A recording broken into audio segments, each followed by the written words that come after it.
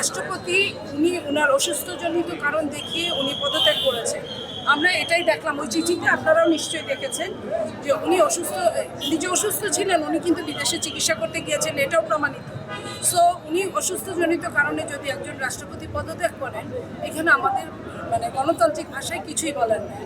সেই জায়গায় আইনত আপনার রাষ্ট্রপতি আরেকজনকে সিলেকশন করার আগ পর্যন্ত মাননীয় স্পিকার ভারপ্রাপ্ত রাষ্ট্রপতি হিসেবে সর্বোচ্চ 90 দিন পর্যন্ত উনি থাকতে পারবেন।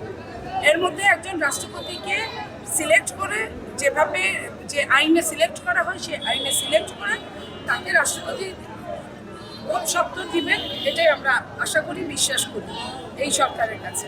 তো আমরা বরং অপেক্ষা করি, আমরা দেখি কাকে দেন।